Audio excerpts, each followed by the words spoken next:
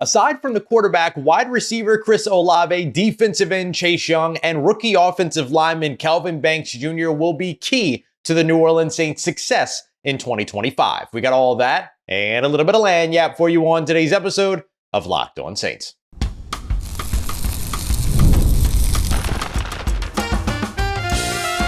You are Locked On Saints, your daily New Orleans Saints podcast. Part of the Locked On Podcast Network, your team every day.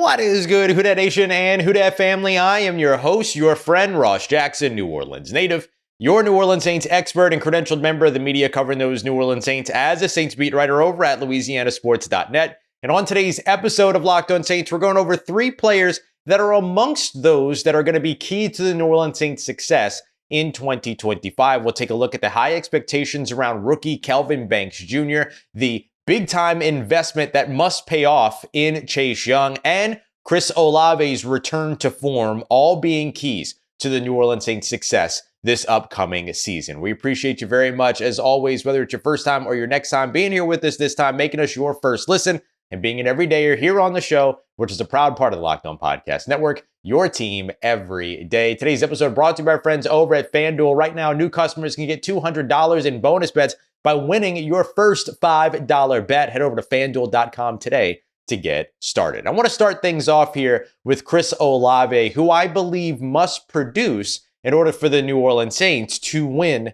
in 2025. He is going to be the featured player in this New Orleans Saints passing game. The Saints don't seem to be interested in pursuing a big-bodied wide receiver, though I think the argument is still there to get it done. And if that's going to be the case, and honestly, even if the Saints did go and get a big-bodied wide receiver, I'd still consider Chris Olave the core focus or key focus at the position of wide receiver for the New Orleans Saints. You have the big play ability, the home run ability of Rashid Shaheed. You have the veteran presence and home run ability of Brandon Cooks, but you have the ability to run every route in the book and take the top off of the defense and impact the game at all three levels with Chris Olave, who has gotten a lot more comfortable in turning upfield, trying to fight for extra yards, all those other things. Yes, health will be a big part of the question mark for Chris Olave, but that doesn't mean that he's not important to the New Orleans Saints' success in 2025. So as we take a look at these three players, starting off with Chris Olave here,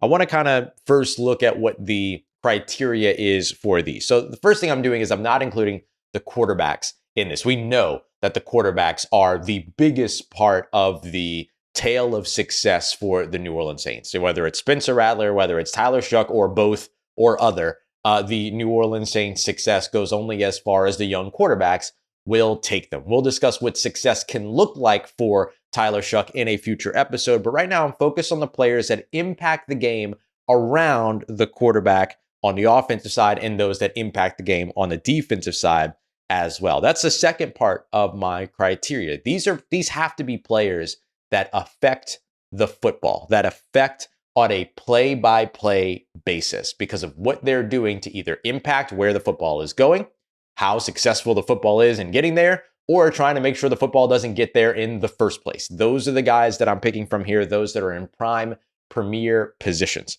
The other thing that I'm looking at here are those that are either already established or quickly establishing players. And then lastly, these are just three of several. I'm not saying they're the only three players that, determine success for New Orleans, but these are three that I'm choosing to talk about today. Let me know who some of yours are. We'll dive into more here in the weeks to come as the NFL season gets closer. So I'm starting with Chris Olave here because I think that from a pass game perspective, he is going to be the biggest contributor for this team. And staying on the field, staying healthy is a big part of that, right? In order for you to be able to produce, you have to be able to be out on the field. He's had 4 concussions already in his college career, had some concussions during his collegiate time as well, had additional head, checks for head injuries and things like that during this 2024 season. So his return to the field is a really exciting one. Really cool thing to see him back out on the football field, ready to go, all that. But it's also a little bit, I don't want to say that it's scary, but it is a little bit like it gives you pause, right? Is he ready? What happens if he takes another hit? All of those other things. For Chris Olave, though, he can't be worried about that. Like, if he wants to be out on the football field, he's going to do everything he can to be out on the football field. And that is attitude number one. Like, that's a big key to his success in 2025, is not being afraid and understanding sort of what he is signing himself up for and being okay with the kind of consequences, results, and risk of that. He's done things over the course of the offseason to try to help himself, trying to strengthen the neck muscles so that you can displace a little bit of the impact if he does come down on his head, all of these other things, or, takes what was an unnecessary hit during that Carolina game. Like, I don't think we talk about that enough. Everyone wants to talk about the ball placement from Derek Carr. Everybody wants to talk about how Chris Olave is one concussion away from retirement, which I think is an unfair statement. But no one ever talks about how unnecessary the hit was. And it was a remarkably unnecessary hit that didn't need to happen. And so I think that that's another piece of it too, is that if defensive players play a little bit smarter than that moment, then I think that it kind of keeps everybody on the football field. So I think that there are all of those factors in terms of Chris Olave staying on the football field that contribute to his success. The other piece is he's got to be able to produce on the field as well. Like, remember, we were still talking about Chris Olave developing going into his third season in 2024. 9 touchdowns over the course of his first 2 seasons, and how he needed to become a bigger scoring threat. And you could see elements of that in his game over the course of 2024, even though he didn't rack up scoring in his opportunities on the field. What he was able to do, though, is show you that he is looking to turn upfield with the football in his hand, go and fight for extra yards, go out there and try to make some of those more physical plays. And so with that, you can see where the scoring potential gets bolstered, because it's not just all about what you do before the catch. For Chris Olave, it was becoming what he was starting to be able to learn to do and starting to be comfortable doing after the catch as well. Not falling down in front of contact, but instead trying to push through that contact to get forward, get north and south, all those other pieces. So I think that was a thing that you saw him starting to develop in 2025, or not really develop, but starting to get more comfortable with in 2024, rather. You saw it towards the end of the 2023 season. If he can carry that into 2025, do what he does as a separator and benefit from Kellen Moore's system as a wide receiver as well, then I think all of that ends up kind of playing into his ability to be able to contribute to the success of this team. Whatever quarterback is out there throwing the football is going to need a reliable target to go to down in and down out, whether that's 1st and 10, 3rd and 5, 3rd and 10, or 2nd and 5. You're going to need that wide receiver that you can always kind of bank on, that's going to have a relationship with that quarterback, and that's going to be that quarterback's go-to player. That's the role that Chris Olave now gets an opportunity to try to develop with 2 young quarterbacks who get an opportunity to really, really get comfortable with what it is that Chris Olave will be able to provide. Now, like I mentioned, there are other pass catchers that are going to contribute here. Brandon Cooks, Rashid Shaheed, we'll see which other wide receivers make the roster. Cedric Wilson Jr. looks like he's getting maybe a little bit more work in OTAs than we saw last year. Makes sense being reunited with Kellen Moore. You've got tight ends that are going to be ready to contribute, and you've got pass catchers out of the backfield that are going to be ready to contribute as well. So Chris Olave's not at it by himself, but as the lead feature guy when it comes to anytime that ball is in the air on offense, he becomes integral to the New Orleans Saints' success as he returns to the field in 2025, especially with a young quarterback in tow. Up next, I want to jump over to the defensive side and tell you why the massive investment in Chase Young is a big part of whether or not the Saints are or are not successful in 2025. We got that coming up for you as we continue on with today's episode of Locked On Saints, part of Locked On Podcast Network, your team every day. Today's episode of Locked On Saints is brought to you by our friends over at FanDuel. The NBA playoffs are rolling right along. The New York Knicks finally got one back, but can the Indiana Pacers keep their distance? Just 2-point favorites tonight. The Indiana Pacers are going up against and hosting the New York Knicks as they look to tie up the series at 2-2. Maybe you like one of those teams to be able to get that win. Well, that's a great place for you to get started over at FanDuel today. New customers, you get $200 in bonus bets by placing your first $5 bet. And if that bet wins, you walk away with that $200 in bonus bets that you can then use on other odds like money lines, spreads, player props. You can even put it down on same game parlays, get in on live betting as well. Even if you don't make it before the tip, there's a ton that you can dive into over at FanDuel.com today. Again, that's $200 in bonus bets. If your first $5 bet wins, head over to FanDuel.com to get started today and make every moment more with FanDuel, official sports betting partners of the NBA. All right, family. The New Orleans Saints' biggest monetary investment this offseason on an individual player came from or at least monetarily, came from the re-signing or extension of defensive end Chase Young. And him meeting the value of that contract is going to be massive in terms of the New Orleans Saints' success or struggle here in 2025. So I'm putting this one a little bit, probably more on Chase Young than is necessary, right? Like an entire change of the New Orleans Saints defensive system. One could argue that really the biggest proponent or biggest sort of subject in this situation that, determines the Saints' success or lack thereof in 2025 is really going to be Brandon Staley, right? Who's bringing the new system and all those other pieces. But we're taking a look at players. And I think Chase Young is indicative of the changes that are underway in New Orleans. And a lot of that edge rusher group is, right? Chase Young being moved to more of a stand-up outside edge rusher role as opposed to a hand in the dirt role, though he can play that hand in the dirt role as well. That sort of puts him, along with guys like Carl Granderson and Cam Jordan and Isaiah Foskey, new additions like Jasheem Davis and Fadil Diggs, kind of puts them in position to be sort of the stalwarts of and the standard bearers of what this new defensive system is going to look like. And when you have one of those players that I just mentioned just now receive a 3-year, $51 million deal that's worth up to $57 million in money based on incentives, things like that, a lot of the focus is going to go on the player that just got that contract, not the undrafted rookie in Jasheem Davis, not the 7th-round rookie in Fadil Diggs, not the guy who came back on a reduced pay situation like Cam Jordan, not the guys that are coming back on existing contracts like Carl Granderson and Isaiah Foskey. Isaiah Foskey, of course, still on a rookie scale deal. The focus is going to go to the guy that just got paid one of the richest contracts the Saints have ever doled out when it comes to, free agent signings and things like that. So I think that, and when I say one of the richest, it's because the Saints don't typically spend a lot of money in free agency. So it's not shocking that that's in that top 10 somewhere.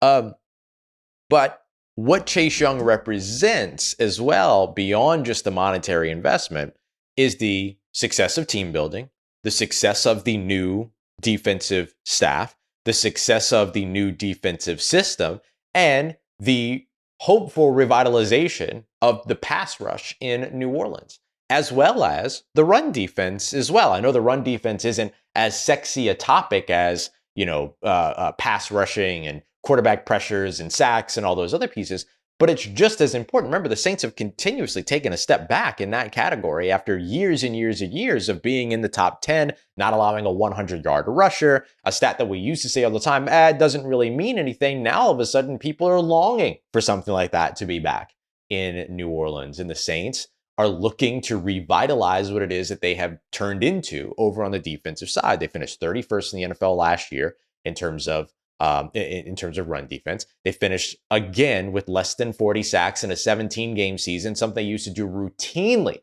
That was a notch that they eclipsed routinely in 16-game seasons with Ryan Nielsen as their defensive line coach back in the day. And so I think that those are things that a guy like Chase Young ends up helping to set the tone to create. We were talking about how one of the pieces of the criteria here are players that must affect the ball on a play-to-play basis. It's exactly what an edge rusher does. The edge rusher is going after that opposing quarterback and trying to impact the ball, well, in two key ways, but in multiple ways. But when it comes to the quarterback, you're trying to make sure he doesn't get the pass off, or you're altering his ability to get the pass off in one way or another, right? You're forcing a bad pass. You're forcing a bad decision. You're making contact as he throws, which forces a bad throw. You're getting to him before he gets the opportunity to get the ball out, thereby getting a sack, or you're getting the ball back to your defense by knocking the ball away out of the quarterback's hands, forcing that bad throw that gets intercepted, or you're forcing some kind of throwaway or something like that, right? So lots of different versions of how you're doing, but you're affecting the quarterback's ability to pass. That's one way. The other way is that you're trying to keep that quarterback, especially in today's NFL, from being able to escape and go and pick up yards with his legs, something that the Saints have struggled with quite a bit over the course of the recent past. Can this new Brandon Staley defense, with its new defensive front, 3-4 is probably what you want to call it, but it's a multi-front defense, but you still get these stand-up edge rushers, your really highlighting speed and athleticism. Two of Carl Granderson too, but two of Chase Young's kind of calling cards when it comes to his style as a pass rusher. You're giving them the opportunity to finally have the equipment that they need or the ingredients that they need to be able to stand up to those mobile quarterbacks that can go out there and pick up yards. Not just the dual threat guys, but even the guys that are just pesky and can extend plays by getting outside the pocket and getting towards the sideline, forcing defensive backs to cover second routes of wide receivers. A pesky quarterback that can escape and go and pick up 5 or 6 yards. I mean, how many times have we seen the Saints give up a 3rd and 15 or a 3rd and 10 plus just because they didn't necessarily have the lane integrity that they needed, and the quarterback was able to escape up a lane somewhere, and there was nobody with the speed to be able to wrangle that, that quarterback from the right angle, right? Couldn't get the right angle on the quarterback, and so they go and pick up 10 plus yards and turn a 3rd and 10, a 3rd and 11 into a fresh set of downs. And in that situation, which would have forced a punt if they would have been able to keep the lane or get the angle on the quarterback, turns into a score on the other side for the offense, when otherwise it would have been possession back for the New Orleans Saints offense, right? And so those are the things that you're trying to limit in those couple of ways. And so how does a guy like Chase Young end up impacting you and helping to make all of that happen, right? Helping to get this defense going, helping this new system find success against opposing quarterbacks. He's going to be a big part of that. The other way that this ends up, that a guy like Chase Young ends up kind of having this impact for you, is that he simply sets the tone for the rest of the defense. If the defense is able to match a successful tone of Chase Young based on his ability to get after the quarterback, affect the ball, whatever it might be, all those things that we just broke down, all of a sudden, the job gets a little bit easier over on the offensive side for guys like the quarterback and Chris Olave, who we were just talking about. And so if Chase Young is helping this defense keep points off the board by the opposing team, things get easier for Chase Young's team's offense, right? So it all benefits from the same situation. So if Chase Young can prove to be money well spent, which by the way, I have confidence that he can do that. I'm not challenging his ability to do it. I'm highlighting the importance of him doing so. But I think that if he proves to be that money well spent that I think he can, then all of a sudden, that has a positive impact all around the team, not just on the defensive side, but helps to set the tone specifically on that side of the football. Up next, it's all about the trenches for the New Orleans Saints, and another big investment has a chance to make a major impact, and that's rookie offensive lineman Kelvin Banks Jr. We got that coming up for you next as we wrap up our 3 players that have a major impact on the New Orleans Saints' success in 2025 here on Locked On Saints, part of Locked On Podcast Network, your team every day.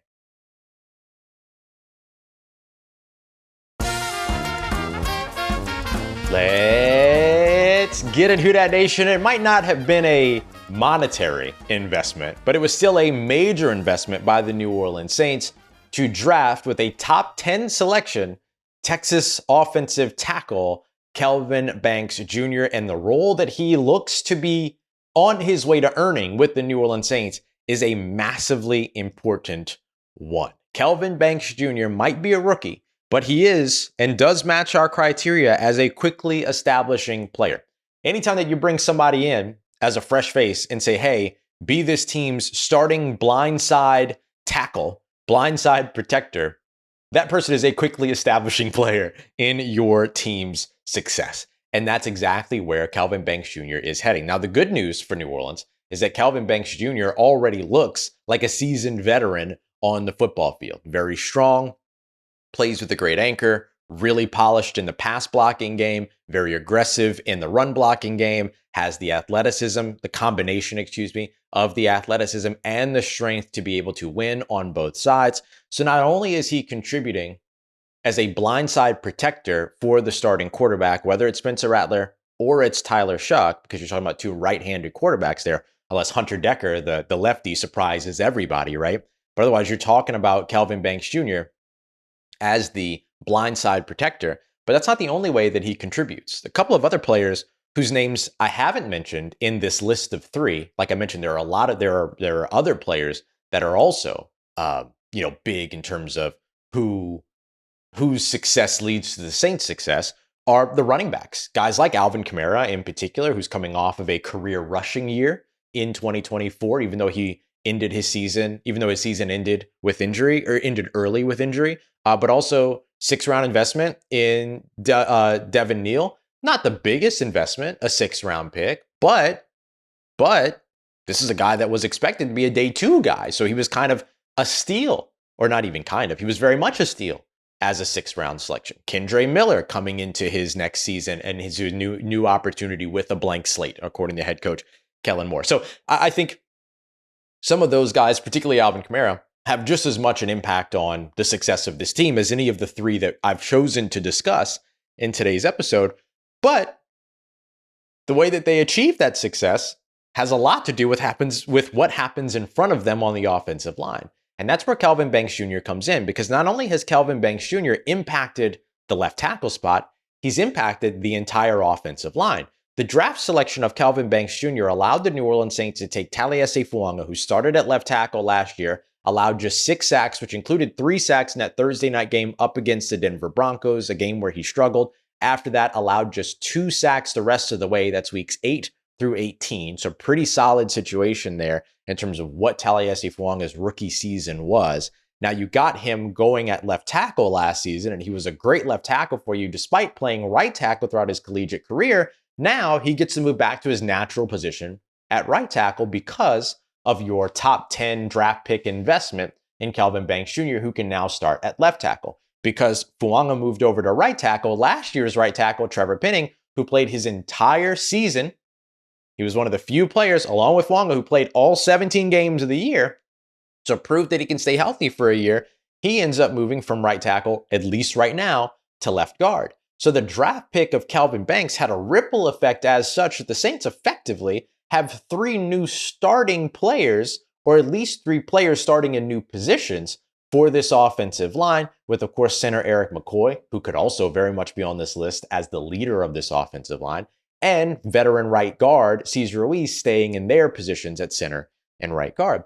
But Kelvin Banks Jr. caused this big-time shakeup that might be one of the best things to happen to this New Orleans Saints offensive line in some time. You get an opportunity to learn more about Trevor Penning and potentially get an opportunity to take advantage of his aggression and physical play style on the interior of your offensive line, which would be huge in terms of what he might be able to do to contribute to the success of the team. You get the opportunity to learn whether or not he's going to be one of your best options as a 1st-round investment from a few years ago, or if you go to another option in Dylan Radins, the free agent, that the investment that they made this offseason, signing him and bringing him in. So again, you get the opportunity to evaluate that and try to pick out your best 5 on your offensive line. That's only possible because of the investment in Kelvin Banks Jr. And so now, on top of all that, you also look at his individual responsibilities, right? So you know he's going to contribute to multiple areas of your offense in an offense that's expected to be very balanced and very diverse. And because of that, you're going to be asking these players to do a lot of different things. Check. Great. You get that. You get the opportunity, or you get the fact too that he comes in, he joins, and then he creates sort of the shakeup on the offensive line that could potentially help to advance the entire offensive line. Bingo. Check. Great. The next thing that you're looking at is just his individual responsibilities, which are keeping the quarterback clean, right? Keeping the quarterback clean and paving the way for those running backs. And those are 2 things that I think everybody has a lot of confidence in Kelvin Banks Jr. to be able to do. So I do think that he is one of these 3 players as well. Whether fair or unfair, that's a piece of the criteria that I forgot to mention. I'm not really looking at fairness or unfairness in the equation here. Sometimes it's unfair to be a rookie that shows up and all of a sudden it's all on your shoulders. That could happen with Tyler Shough.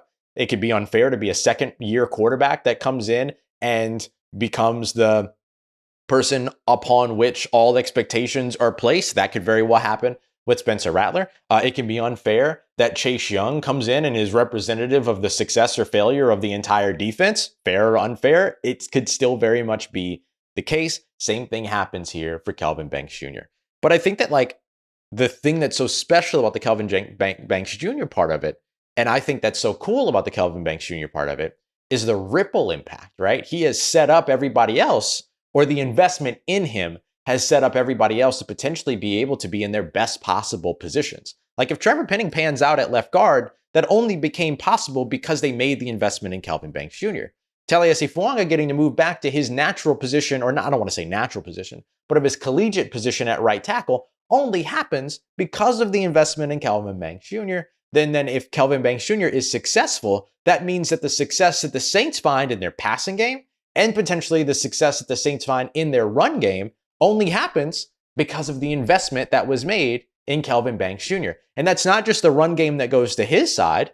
That's the run game that goes to his side, that goes to anywhere around Taliesin Fuanga, and any success that you find because of Trevor Penning working out at left guard, should he work out at left guard, only became possible because of the investment in Kelvin Banks Jr. So that's why I put him in that situation, right? The big time ripple of impacts of a starting left tackle are already there, but the shifts in movement for the other guys because of the investment in him just kind of multiplies the importance of his success and their success brought upon by the opportunity that was created because of the investment in him. So there you go.